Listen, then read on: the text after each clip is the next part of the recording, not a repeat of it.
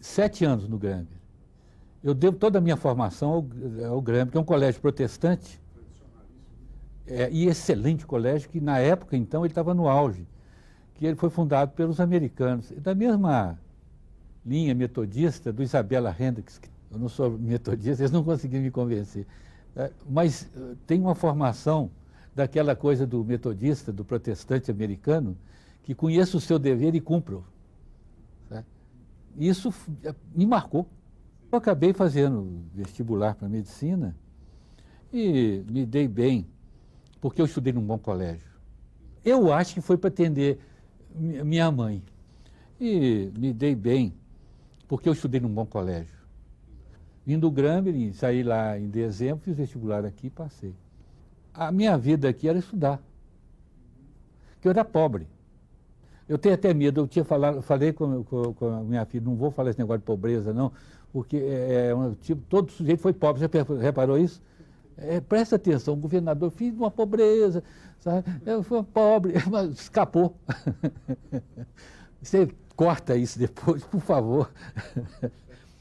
Eu estudava o dia inteiro. Na medicina, naquele tempo, não era brincadeira, sabe? Eu acho que hoje também. Era um curso muito pesado.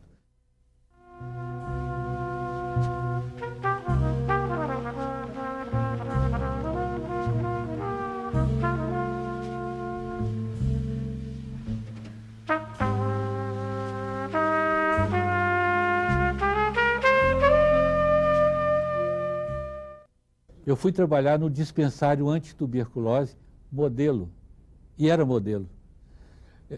Estavam combatendo tuberculose, a Secretaria de Saúde, e o dispensário era ali na Alameda Ezequiel Dias. Era elite de médicos, especialistas em pneumologia. Hoje é pneumologia, antigamente era tisiologia. Eram pessoas altamente diferenciadas. E, por sorte, tinham 3 se preparando para fazer concurso para a Escola de Medicina. Zé Antônio de Oliveira Lucena, Zé Feldman e Zé Noronha Pérez. O Zé Feldman acabou catedrático da Escola de Medicina. E o Zé Noronha Pérez também.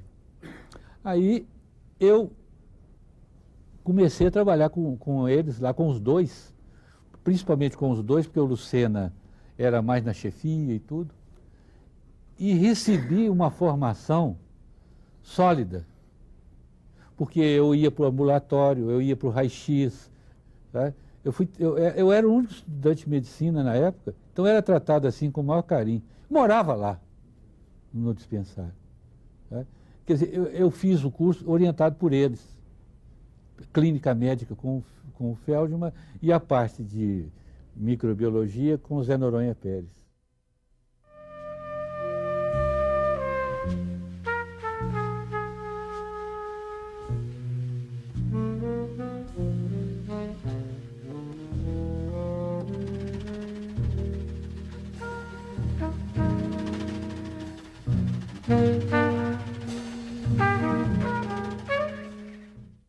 No dia que eu formei, recebi o diploma e falei, e agora? Que negócio do Drummond, né? E agora, José? A bolsa acabou, você vai para onde? O que eu vou fazer com esse diploma? Um telegrama do professor José Noronha Pérez, me convidando para ser instrutor de ensino da cátedra dele. Aí o Pérez, ajudei o Pérez a montar o serviço dele, na UFMG. Né? Eu comecei como instrutor de ensino na Escola de Farmácia, onde ele era catedrático, e preparando a tese para ser catedrático da medicina. Você está achando estranho só falar em catedrático, porque aquele tempo, ou você era catedrático, ou não era nada.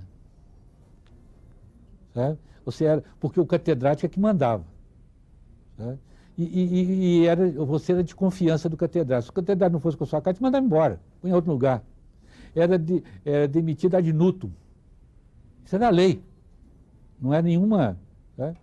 Então, eu comecei a trabalhar com o Pérez, tá? E ele me falou para que começasse a fazer minha tese de doutoramento. Falou comigo, sem qualificação acadêmica, é melhor você fazer outra coisa. A minha tese foi sobre antibiótico. É interessante que o antibiótico estava começando, sabe? E estava começando o antibiótico. E o Dr. Pérez tinha uma coleção de micro-organismos, de diarreia, salmonela, antes da era do antibiótico.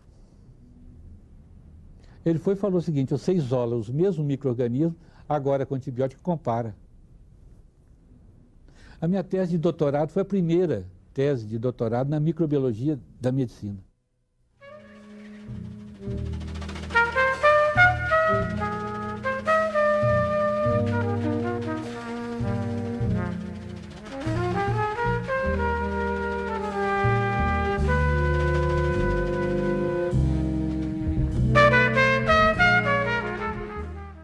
O professor Amilcar me marcou muito também, uma outra vertente, mais essa social, sabe? Essa política. Ele saudou Prestes. Se você olhar a história, quando Prestes veio aqui, aquele negócio todo, ele saudou Prestes. E achavam que ele era comunista. Olha, ele era um grande patriota, sabe? E um homem com grande sensibilidade política.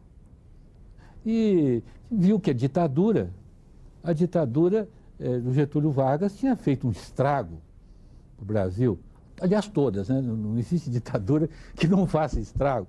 Esse laboratório que eu tenho hoje, eu fui convidado pelo professor Amilcar para trabalhar lá. Ele era o dono do laboratório. Então, o Amilcar, eu acompanhava as posições dele, as declarações dele, sabe? Depois, na Revolução, sabe? As homenagens que os estudantes faziam a ele, sabe? As declarações dele. Então, eu tive uma aula de uma introdução, né? De política. Olha, eu diria assim, de patriotismo, sabe? Porque era um grande patriota, e um homem extremamente corajoso. Eu já era professor catedrático, professor assistente e livre-docente. Eu já tinha feito a livre-docência. E os livre-docentes tinham representação no conselho universitário. Já estava trabalhando com o professor Amilcar, sabe? Vendo o Amilcar fazer campanha para reitor, sabe? Eu falei, eu já estou nessa aqui, né? E fui procurado para ser representante dos livre-docentes no conselho universitário. Procurei o Zé Noronha Pérez, que era meu amigo e meu orientador. Ele falou, olha, se você quiser ser representante dos livre-docentes, seja, é um problema seu. Mas eu acho que você primeiro deve cuidar da sua vida acadêmica. Cuide da sua vida acadêmica, depois você dá a sua contribuição para a universidade nessa área política, administrativa e tudo. E eu sabia que eu ia criar alguma dificuldade para ele. A representante de livre-docente, era nós em cima dos catedráticos, de concurso, era uma confusão. E a reforma já estava chegando. Né? Nós já estávamos defendendo a reforma universitária. Sabe? Eu não me candidatei.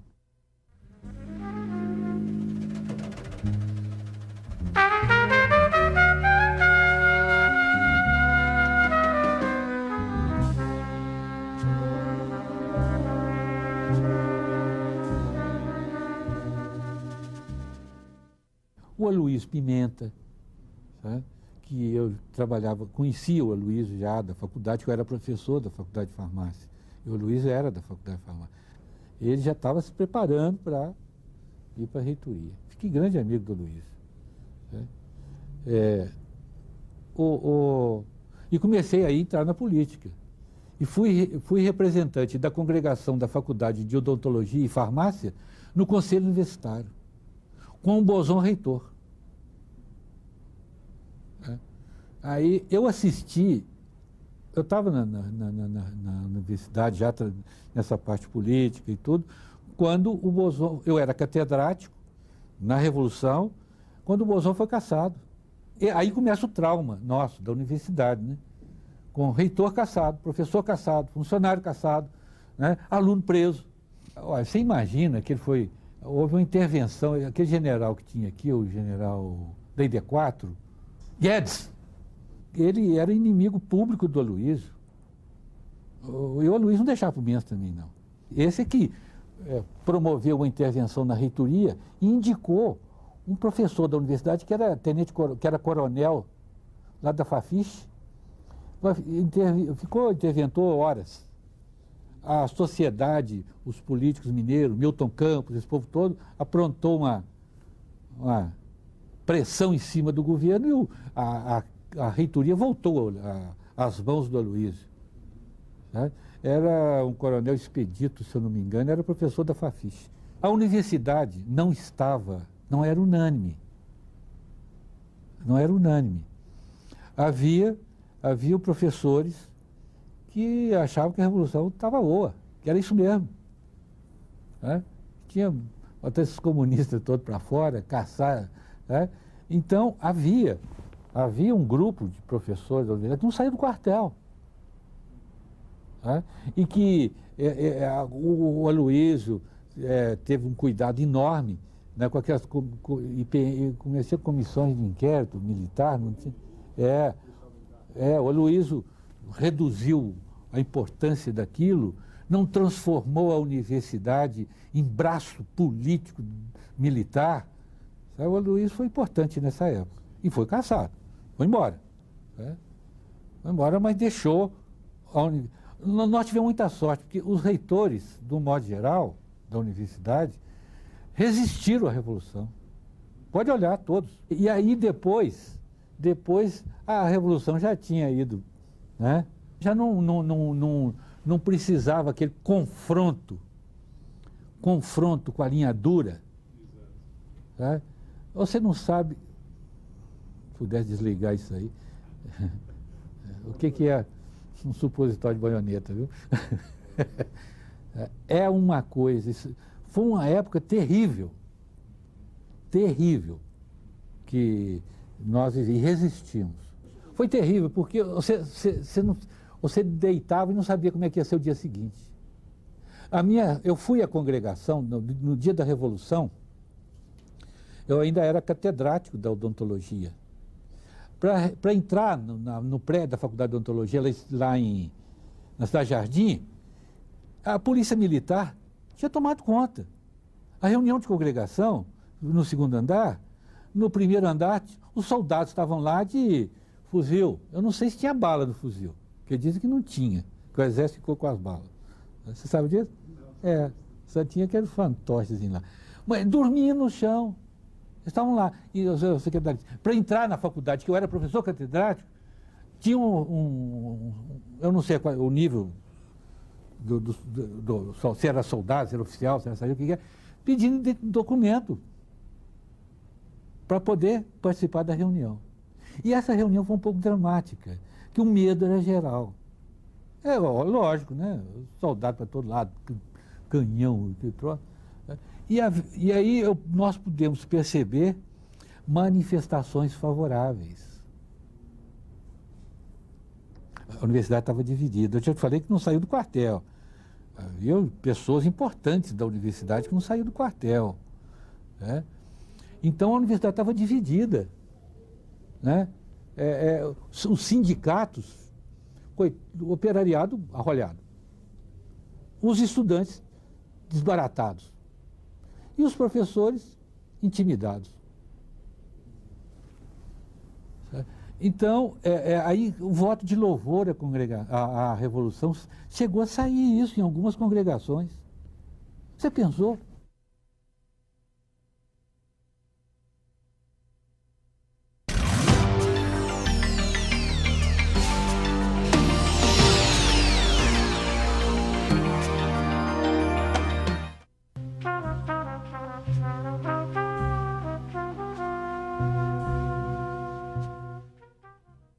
Um choque. Um choque brutal. Um choque brutal. Porque é interessante que tinha sujeitos que sabiam que ia ser caçado, pelas posições políticas, né, e tudo. E os que não sabiam, que levaram um susto terrível. Um nome eu vou falar. O professor Bozon nunca passou pela cabeça dele. O Bozon me chamou um dia e me convidou para ser diretor do Conselho de Pesquisa. E eu fui diretor. Eu trabalhei com o Bozon, mas ele era muito ligado aos partidos políticos, né? Se eu não me engano, o Bozon chegou a ser advogado do PSD. Né? Isso eu não sei se... É só olhar o currículo do Bozon. É uma pessoa extremamente agradável. Trabalhei com ele. Né? Nunca incomodava, você fazia os troços. Né? Eu tenho certeza, o Bozon não esperava. Você acha que um advogado com a experiência do Bozon, com o conhecimento que ele tinha, saiu do Brasil autorizado pelo ministro? Ele ia fazer um negócio desse? Não esperava ser caçado.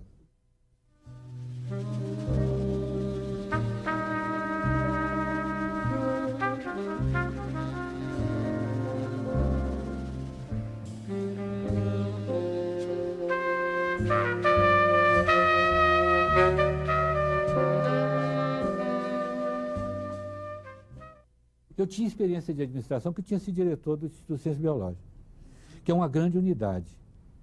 Né? A área básica de ciência biológica é lá. E eu implantei a reforma no Instituto. Eu criei o Instituto, quer dizer, criei assim, levei o professorado todo para o Instituto, o alunado, sabe?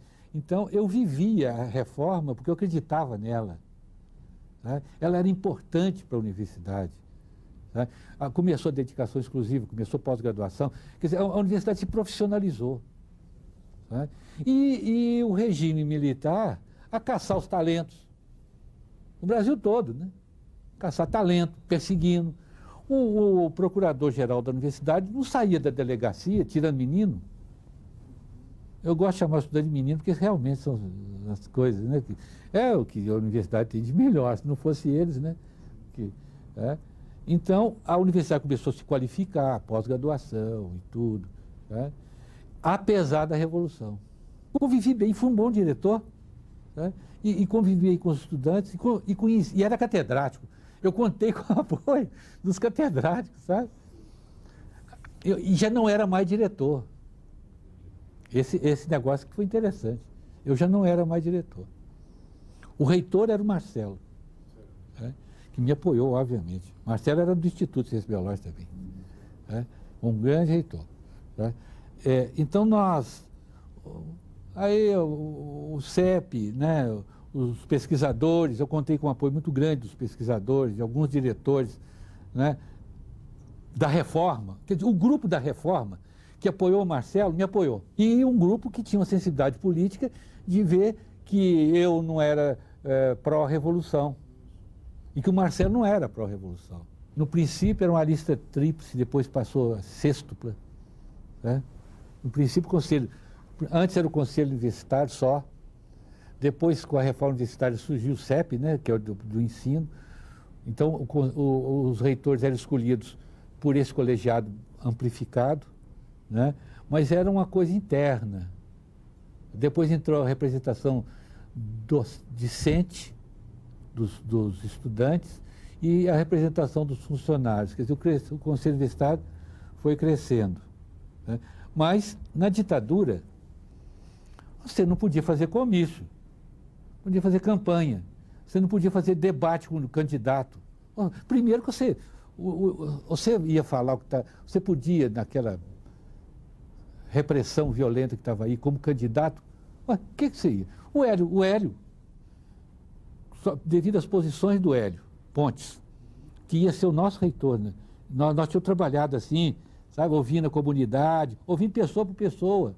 Quando eu saí, 78. Eu estou dando um exemplo como é que era. Tá?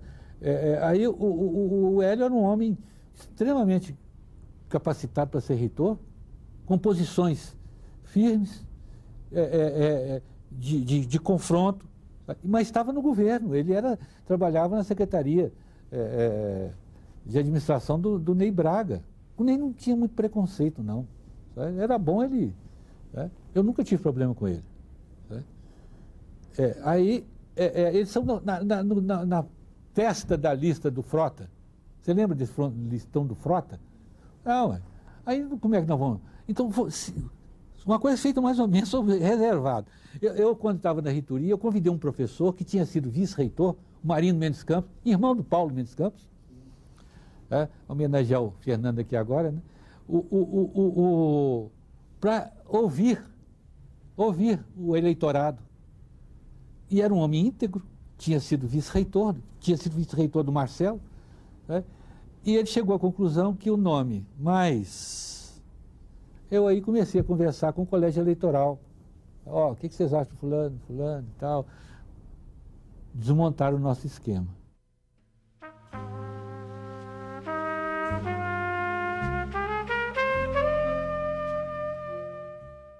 Como diretor do ICB, eu fui um bom diretor, modéstia à parte, né? Senão não dava, né? Então, implantei a reforma. Então, o grupo da reforma, né? Os estudantes mesmo que viram como eu administrei o instituto e tudo, o relacionamento com o estudante e tudo. Não é que você não pode ser também você tem que saber como é que se relaciona com os estudantes, né? Tem as ideias deles, você tem que respeitar, né? Tem que saber negociar com eles. Você não pode ser também o defensor número 1 do estudante, aí você dança do outro lado, né? Eu falei uma vez com o ministro Ney Braga, quando ele tomou posse, eu fui lá me apresentar. Falei, ministro, eu fui nomeado pelo presidente da República, mas sou representante da UFMG. Você estava querendo ouvir isso. Aí eu falei com ele. Eu sou... E as divergências que eu tinha com o Ney Braga eram no gabinete dele. Que eu acho que você tem que ter um processo hierárquico também. Se eu aceitei trabalhar para esse governo, né, e acho que fiz um papel de segurar a barra. Ficou difícil eu não ser nomeado pelo governo. Eles não me queriam, não. Né? Ficou difícil, porque acho que em 60 e poucos, acho que eu não tive 6 votos. Eu tive uma votação muito expressiva. Massiva, né? Massiva, sabe? E sem disputa, porque os outros 6 entraram para compor. Porque todos nós queríamos... Porque você imagina, o povo a favor de ficar na hora da lista brigando. Eu conheço um partido que costuma fazer isso, mas toda hora não dá certo. Né? Então, nós nos unimos, foi uma união, quem vai na lista, quem tem voto, né? Quem tem voto, e fizemos uma lista de pessoas, viu? Que se eu não fosse votado, o outro poderia dar certo também. Eu estava o mais votado, fechado, não é assim que fala? O povo todo, mas se entrasse um outro, nós tivemos a preocupação de fazer uma lista séria, né? Séria. A universidade não é mais importante demais para você fazer uma lista para esse. Era eu, mais votado. Sabe? A mensagem que nós demos para o governo. E aí começou a batalha, sabe? E aí eles descobriram que eu ia ser uma espinha na garganta deles. Sabe? Eles descobriram, perceberam pelo meu currículo, pelas minhas atitudes e tudo, e esse aí não vai dar certo. Mas não ia azar deles, porque o outro que entrasse ia ser a mesma coisa. Né? Olha, eu já estava me preparando para fazer um doutorado no Instituto de Medicina Tropical de Hamburgo. O SNI colhia as informações, colheram todas as informações aqui e mandaram. Tijolo. Eles inventaram que eu tinha estupim curto. Não inventaram, era verdade. Que eu ia sair dando braçada aí dos meninos, estudantes, brigar com a polícia e tal, sabe? Criar esse clima. Tá? As minhas ligações, as minhas amizades. Sabe? Eu não pertencia a partido político. Sabe? Eu não era de partido político. Né? Olha, eu vou falar um negócio, não foi difícil trabalhar com um general igual o Ney Braga. Foi difícil trabalhar com o general Bandeira. Mas o Ney Braga era político, do Geisel. E era candidato a presidente da República, né? pelo menos na época. É um homem educado, foi governador, né? Foi governador do Paraná, um grande governador do Paraná, senador. Sabe? Então, a linguagem dele não era aquela linguagem dura, de caserna, né? De linha dura. Não era. Né? Ele tinha... Quando eu fui nomeado, ele foi nomeado, eu fui me apresentar, né? Me apresentei. E tinha um negócio de nomear diretor. Sempre atravessado na minha garganta, porque eu queria conviver bem com os diretores, porque eu sabia das consequências todas de um diretor, né? E principalmente eu queria ter uma convivência razoável com os diretores e tudo. E a congregação é que nomeava o diretor, fazia a lista, congregação, e mandava para Brasília. Aí o ministro chamava, quem é que você... Ou então você já mandava aqui a sua opinião, né? Mas assim, discretamente num cartãozinho. E a tradição era fazer o seguinte, sabe? O seu candidato, você punha assim, 3 cruzes. O outro, 2 cruzes. O outro, 1 cruz. Aí o Ney Braga virou para mim, nomeação de diretor. Eu falei assim, olha, o ministro, você vai me desculpar. Eu não vou, eu sou médico. 3 cruzes para mim é sífilis. 2 cruzes mais ou menos. Então esse negócio de cruz para mim é sífilis. É resultado de sifilítico. Eu não vou mandar cruz. Sou ministro, o senhor nomeia quem o senhor quiser. Eu nomear, mandar um nome, 3 cruzes, sai 1 cruz, como é que eu fico?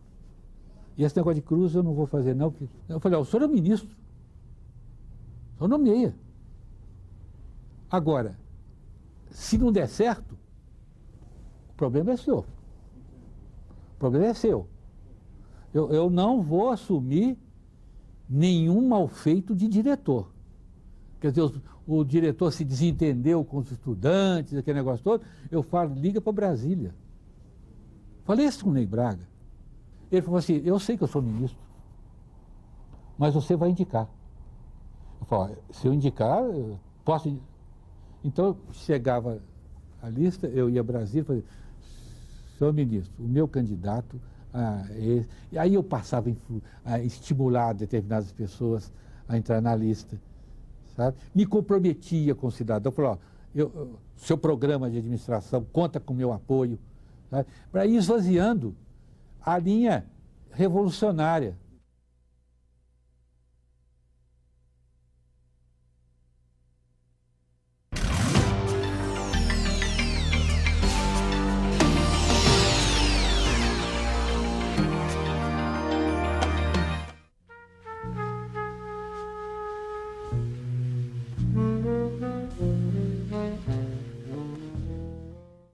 A minha preocupação era manter a universidade funcionando, independente, livre, sabe? Os diretórios todos funcionando. Para você ter uma ideia, eu convidava o diretório acadêmico para despacho. Os meninos iam bem bravos, bem desconfiados. Uns demoravam aí, sabe? Não iam do primeiro convite. Eles fizeram o papel deles, e eu o meu. Doía para mim. Eu confesso, doía muito para mim. Sabe? Eu defendendo a universidade, sabe? Defendendo o funcionamento dos diretórios, mantendo o diretório aberto, sabe? E eles me malhando. Alguns diretórios foram fechados e nós não conseguimos abrir. Havia uma transferência de recurso público para o diretório. O Estatuto da Universidade manda isso. Acontece que o estudante era preso, sumia. O DOPS levava os arquivos, como o estudante ia prestar conta? E eu tinha a responsabilidade do seguinte, do Tribunal de Contas Federal. Quando o diretório estava em situação normal, ele prestava a conta e recebia outra conta. O DCE nunca teve problema, nunca roubaram os arquivos lá da... ninguém confisca um arquivo, roubaram mesmo, arrebentavam lá, né? Aí aconteceu que os diretórios chegou a época de eleição. Eu falei, vocês vão fazer eleição. Pode contar com o meu apoio que vocês vão fazer eleição. E olha, como eu queria fazer uma eleição assim, bem feita, tudo completinho, né? Indiquei os representantes, professores da universidade para participar, aquela coisa toda. Mas havia diretor que contra, nomeado pelo presidente, pelo mesmo presidente que eu fui, né? Só que era fã do time, né? Aí o diretor não queria, falou, não vai haver eleição aqui não. Não vou falar porque estão aí, né? E não sei se ele sustenta. Olha, vai haver eleição, nem que seja na rua. Aí falei com os estudantes, põe a urna na rua. O que eu fiz? Mandei uma carta para o presidente do Tribunal Eleitoral pedindo as urnas. Para fazer o negócio correto, né? O órgão de segurança do Tribunal de Contas, a Assessoria Especial de Informações, que havia para todo lado, nós tínhamos, né? Todo mundo tinha, né? Tirou a cópia do meu ofício e mandou para a 4ª Região. O homem ficou azedo. Sabe? O senhor está desrespeitando a lei, tal. Você precisa de ver a catilinária. Eu falei, olha, meu senhor, general Bandeira, general, eu estou fazendo essa eleição, comuniquei ao ministro da Educação, que é o meu chefe. Eu fui nomeado pelo presidente, aí eu usei, né? Fui nomeado pelo presidente da República. O ministro sabe que eu estou fazendo isso. O senhor não é meu chefe. O senhor liga para o seu chefe e o seu chefe liga para o meu chefe. Ué. Aí eu falei, mais uma. Mas estava abertura, né? Fiz a eleição, sabe? Não sei o que aconteceu com o Tribunal de Contas, né? Que eu devolvi as urnas para o Tribunal de Contas. Apuramos a eleição, os meninos tomaram posse. Né? Então são pequenos detalhes que hoje vira quase folclore. Ninguém sabe mais que alguém está preocupado hoje com a eleição de diretório? Não, porque acontece a eleição, vem, vota, tudo bonitinho. Né?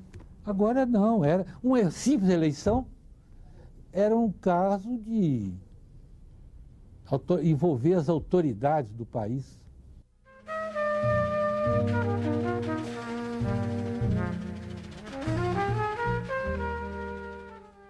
Eu recebi um aviso.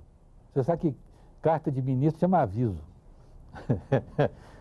Para não virar correspondência de ministro, ofício de aviso.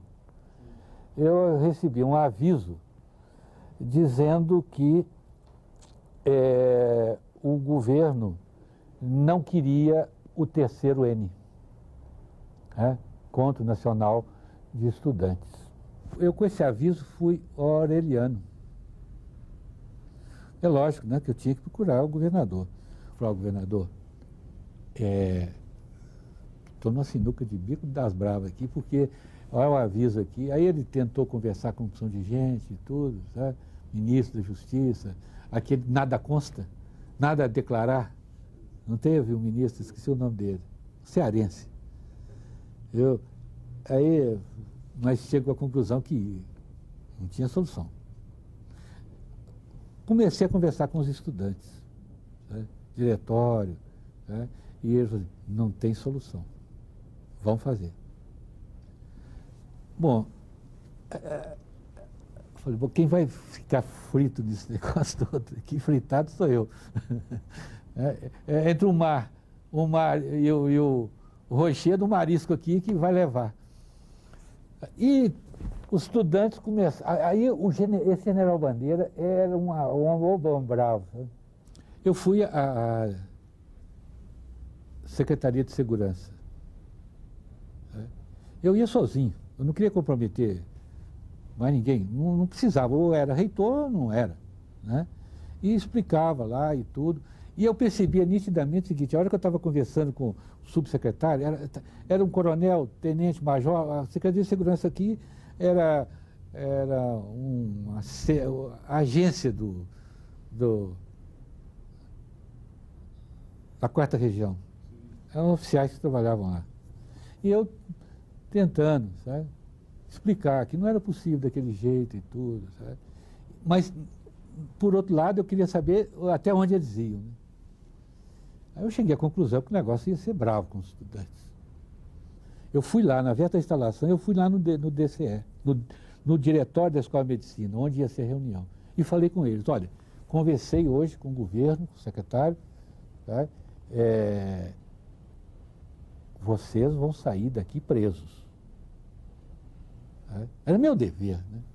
Essa hora fui tratado com todo respeito. Eu vim avisar vocês que vocês vão sair daqui presos. Eu já esgotei a minha capacidade e eu não tenho poder para mais nada. Tá? Aí, e foi o que aconteceu, né? De manhã, 4, 5 horas da manhã, a polícia militar cercou ali, sabe? Aquela área, né, do diretório da medicina e o campus de saúde. Isso era 5 horas da manhã. O que tinha de soldado ali, polícia, tinha um diabo.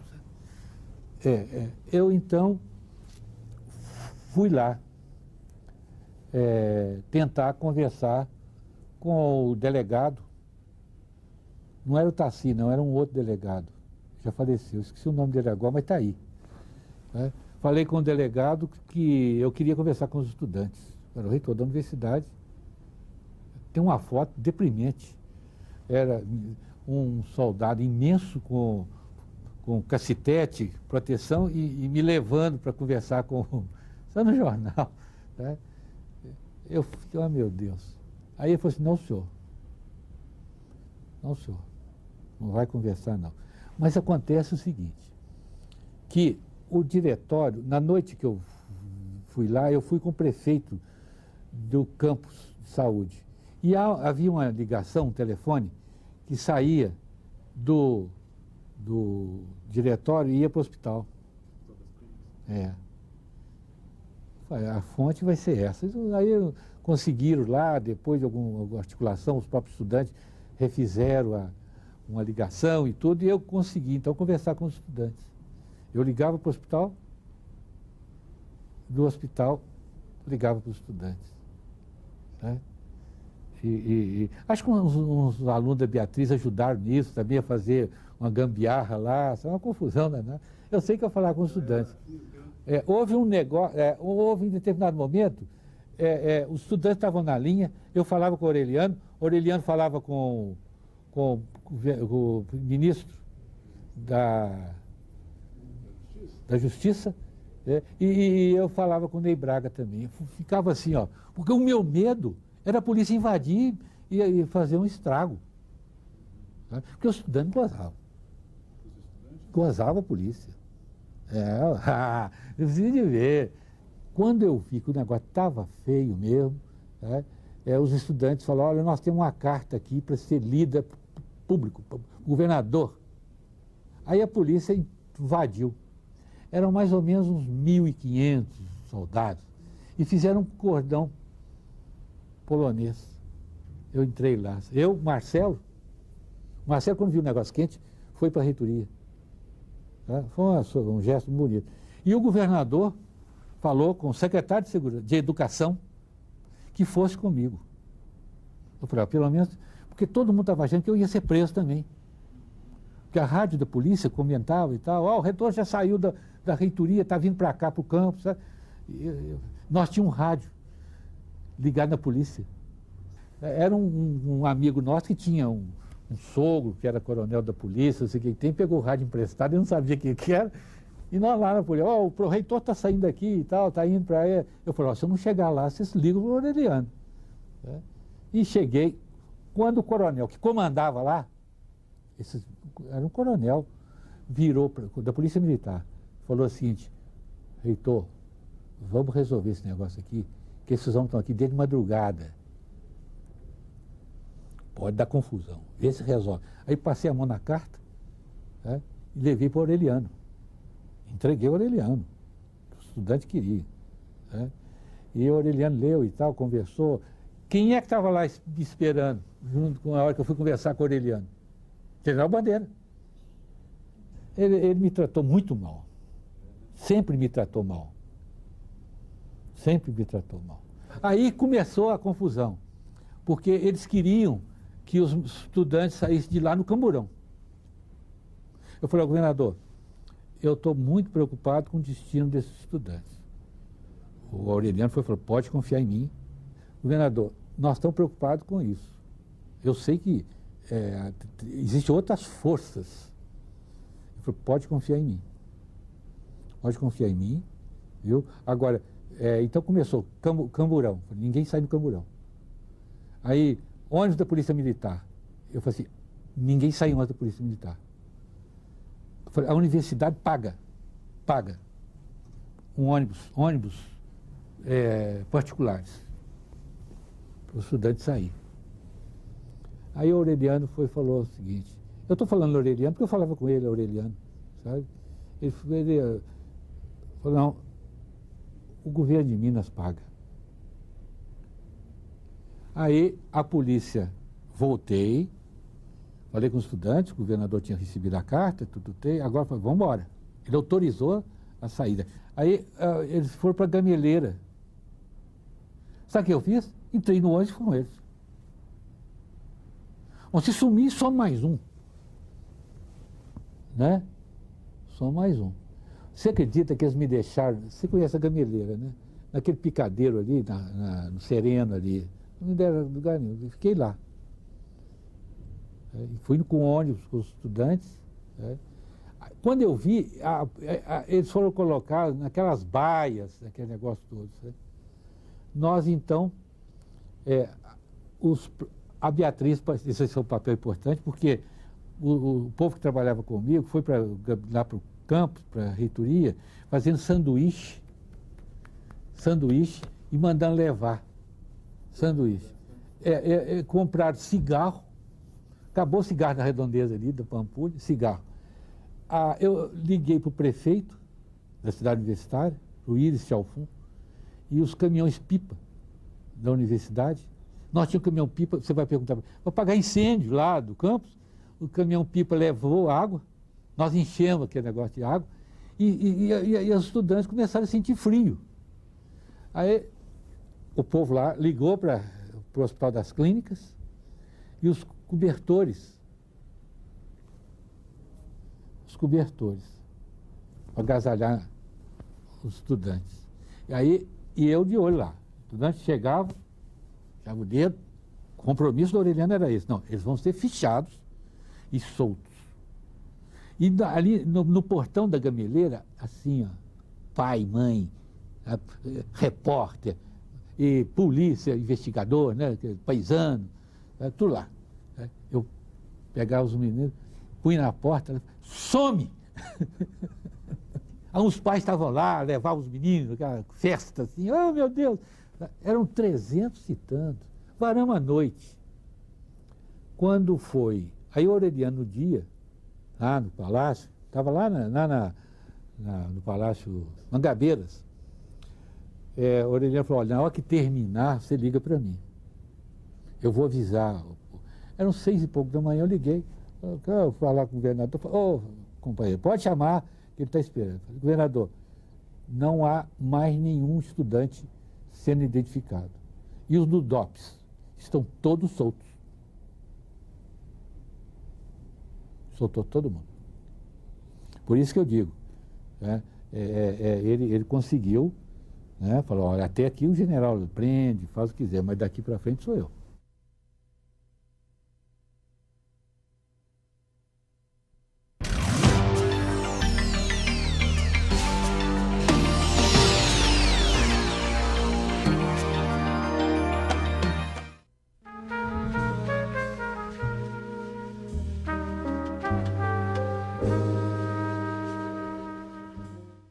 E era um negócio grave, porque, vamos supor, explorava o dedo duro, né? Você não gostava de mim lá, você falava, isso aqui é isso, aquilo, e mandava. Mandava, acho que é informe que chama. O Marcelo teve a lucidez de assumir a responsabilidade de encaminhar as informações, redigidas pelo Roberto Faria, que sofreu muito, porque falava em Aese, eles achavam que o Roberto era um revolucionário, né? Cumpria, né, ordens da Revolução, estava traindo os princípios democráticos. Ele merece assim eu cito isso, você sabe, que nessa hora eu falo o nome, merece um respeito profundo da universidade. Tá? E o único jeito foi dar medalha de confidência para ele. Ué, o que eu ia fazer? Dar um beijinho no Roberto? Não. Coragem pessoal, espírito público, um negócio importante. E o Marcelo, então, assumiu. E as respostas eram as melhores possíveis, né? Contornava, né? Contornava, mandava. Ele perguntava que queijo que é, a gente mandava rapadura, sabe? E ia aquelas respostas assim, mais furadas do mundo, mas não tinha jeito. Agora, havia diretor que, quando recebia um veto da ESE, não nomeava. Nomeava o outro, chefe de departamento. Nós, na reitoria, não. Nomeava, pode vir o veto que quiser. E nós fizemos isso muitas vezes. Foi muito difícil administrar a universidade, porque tinha um time a favor da Revolução. Criamos um boletim. Era o único órgão de divulgação que a universidade tem. A censura estava para todo lado. Como nós íamos dizer o que a universidade estava fazendo? Foi criado por mim, exatamente para esclarecer a opinião pública, né, o que nós estamos fazendo. Porque a censura era tão violenta que não saía notícia favorável da universidade, era só contra. O decreto que criou a ESE mandava que tinha que ter um oficial do Exército. Nós não nomeamos. Eu respondia. Aí o governo começou a apertar. Né? Começou a apertar. Obrigando a ser um oficial de Estado-Maior do Exército. Choveu gente lá, viu? O que tinha de coronel, de general. Eu olhava o currículo, tem Estado-Maior? Não, então manda. Andava para Brasília, ficar lá 2 meses, né? Tal. E ganhando tempo. Mas eu fiquei com medo, e eu olhava a experiência das universidades, dos reitores que aderiram e que nomearam os oficiais do Exército para a ESE.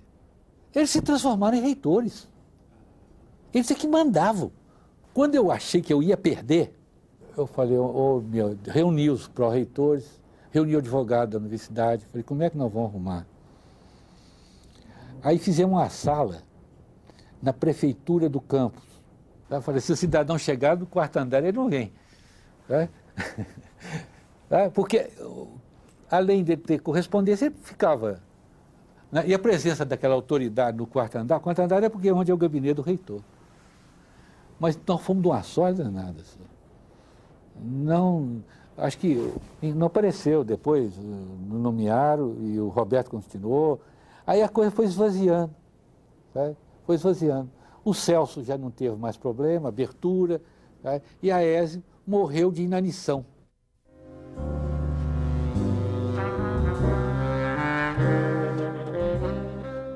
Antes, o advogado ia lá, atendia as partes de interesse da universidade, sabe?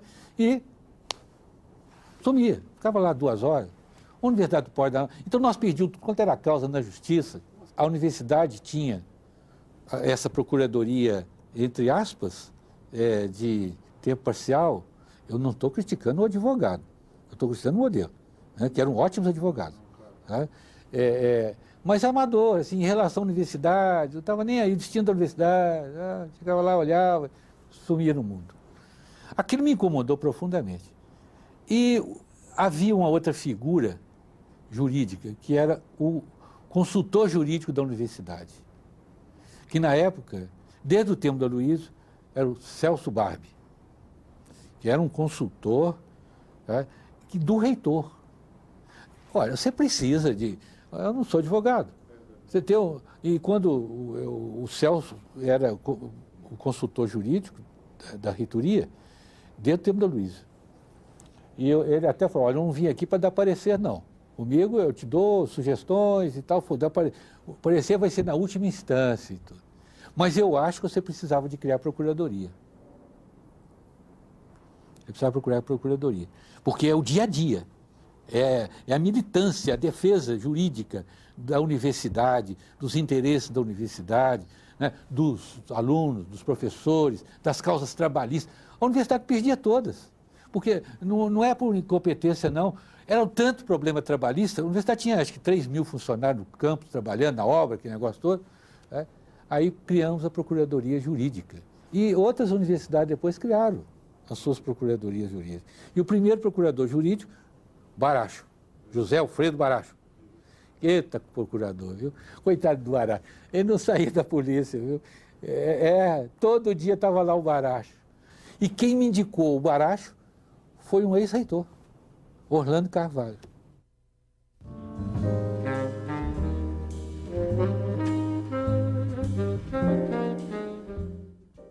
Nunca fui lá. Nunca. Aquilo ali era o braço da ditadura.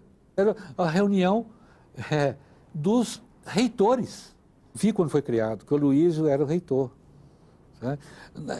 Todo mundo achava que era ótimo, porque as universidades brasileiras se reuniam, né? E iam pressionar o governo. Que pressionar o governo? Aderiram. Tá? Então, durante a Revolução, foi um vexame completo. Né? Os reitores da maioria das universidades aderiram. E esse clube, não era clube, é clube. Né? Era. E você sabe quem é que sustentava esse clube? Eram as federais, com orçamento do estatuto. Eu quando vi aquilo, eu sabia, eu discordava profundamente do modelo deles, da atuação desse. Era turismo. As reuniões deles era a seguinte, no Ceará, só não foi na América Latina, tinha que ser no Brasil. Um negócio pouco sério. Sabe? Pouco sério, vamos dizer, agora falando pouco sério. Então, sabe o que eu fiz? Não paguei. Não paguei e não fui. Nunca fui às reuniões do Conselho de Reitores. Agora, é interessante, você sabe quem é que controlava o Conselho de Reitores? Não eram as federais, eram as confissionais. As católicas.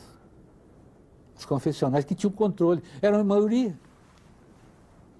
E faziam as alianças com as pequenininhas, né? Porque depois permitiram que as escolas isoladas também fossem. Virou um saco de gato.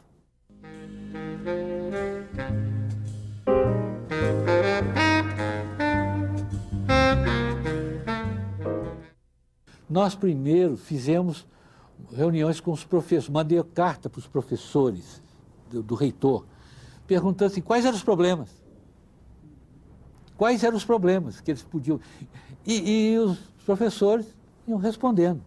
Porque estava todo mundo arrolhado, né? Eu queria abrir um negócio, né? Quais são os problemas? E vinham as cartas, a maioria problemas pessoais. Mas uma funcionária pôs o dedo na ferida e mandou uma carta assim, e funcionário não tem vez? E uma interrogação. Eu fiquei vermelho na hora.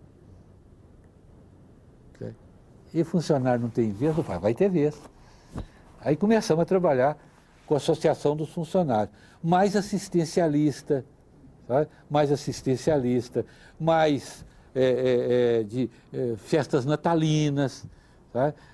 Mas congregando curso de alfabetização. Quando eu vejo aí fazer curso... A universidade na época tinha 430 analfabetos. Funcionários. E criamos a associação dos funcionários da universidade. Ela foi evoluindo, politizou, hoje é um sindicato que funciona. A PUB também foi assim. A PUB, para se reunir naquela época, era um problema. Nós tínhamos preocupação de fechar, chegar a polícia e fechar. Porque o povo já era meio, já estava agitando, né? Aí, sabe o que eu entrei para a PUB também, fui da diretoria da PUB, aprendi mais um. E a reunião, pode olhar na história da PUB, meu nome está lá.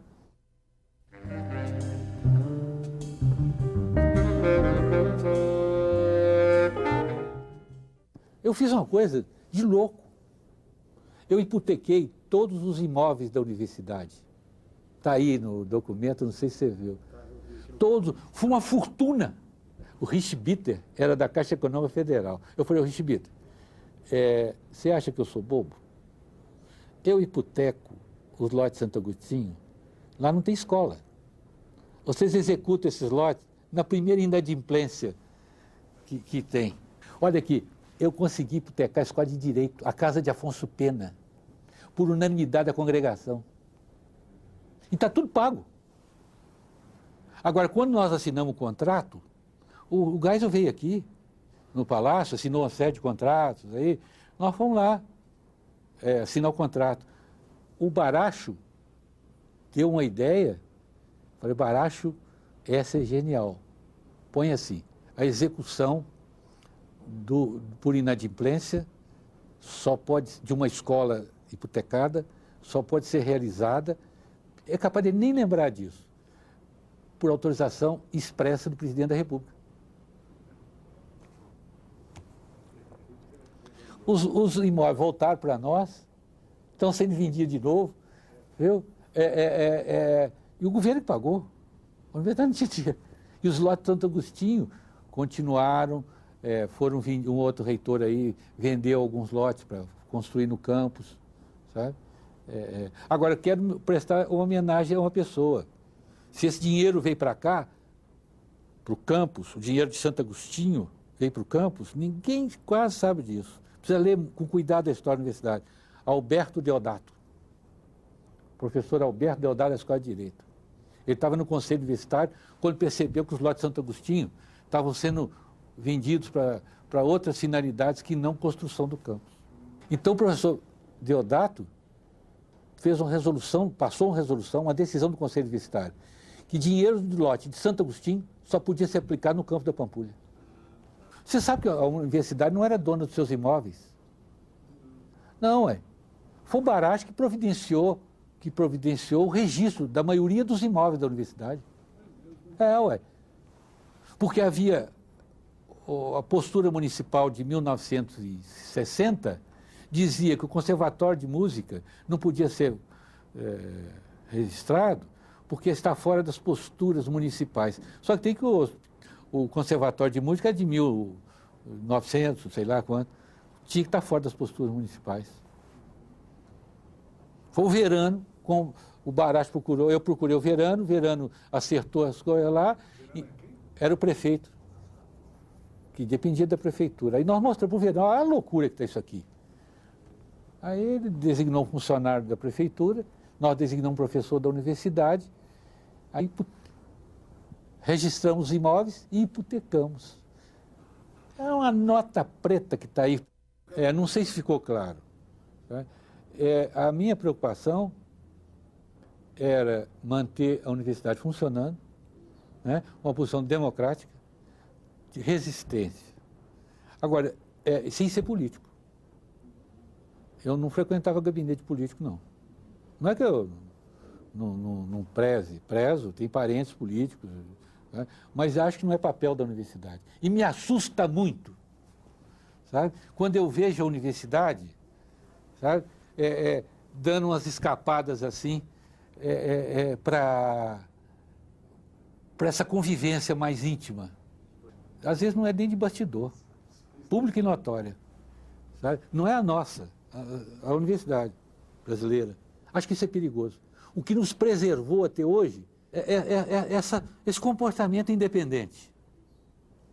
Porque a nossa ideologia é outra. Nós temos compromisso com a democracia, né? Nós temos compromisso com a formação de gente, nós não precisamos do político. Se o governo quer mandar verba para nós, ele vai sofrer por isso. A gente protesta. Você sabe o que é que o governo tem medo de dar para nós? Autonomia. Se o governo nos der autonomia para administrar os nossos recursos, esses que estão aí, nós multiplicamos isso por 10. Que nós vamos aplicar, o orçamento é uma camisa de força. O orçamento vem todo, assim, tanto para isso, tanto para aquilo, sabe como é que é? Ele vem todo em itens. Agora, se eu entrego o dinheiro para nós, vocês administram isso aí. Nós não somos empresários, não, mas sabemos cuidar do dinheiro. Então, é uma universidade colegiada, e é uma universidade nova. Você vê o FMG, tá aí uma criança, né? Minha idade. Eu sou um velho, humano, mas academicamente uma universidade de 75 anos não é nada. Você vai na Alemanha, ver o que aquilo lá é. E ela resiste aos tempos. Resiste à ditadura, resistiu Getúlio Vargas. Você sabe que a universidade começou sendo fechada, porque resistiu a implantar um decreto do presidente da República. Fecharam a universidade. Você sabe disso? Novinha ainda. Intervenção e fechado. Isso novinha. Quer dizer, a nossa tradição é de rebeldia.